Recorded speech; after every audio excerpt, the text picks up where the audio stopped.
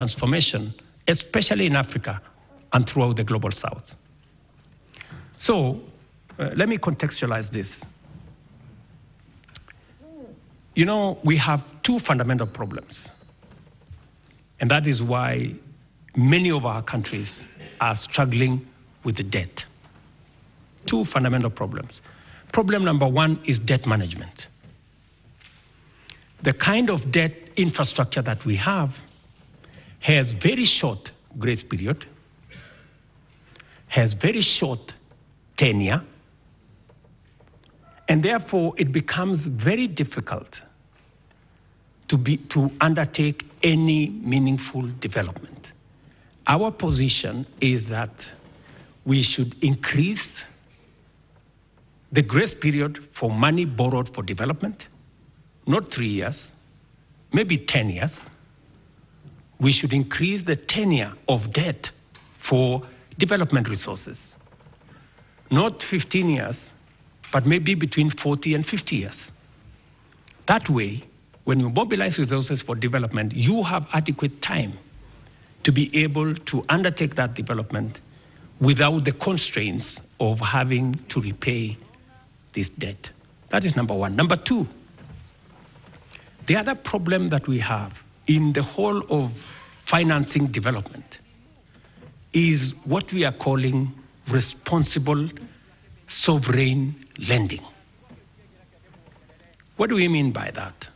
We're saying it is no longer tenable for us to have this big animal called credit rating, where countries using arbitrary formula are rated here, and if you don't do certain things, you are taken down, and as you are taken down, you pay more interest.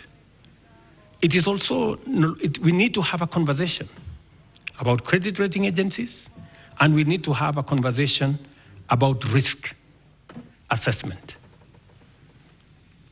Because there is perceived risk that becomes larger than real risk. And that perceived risk is pushed by certain quarters to make Africa uncompetitive.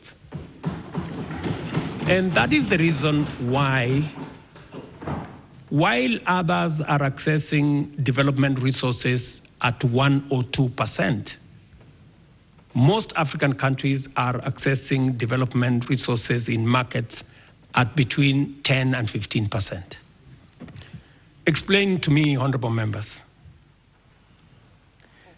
if one set of countries are accessing development resources at 1-2%, and another is accessing between 10 and 15%, is it realistically possible for us to grow at the same rate? No. This is the conversation we must have. You know, and we must remove this arbitrary unfairness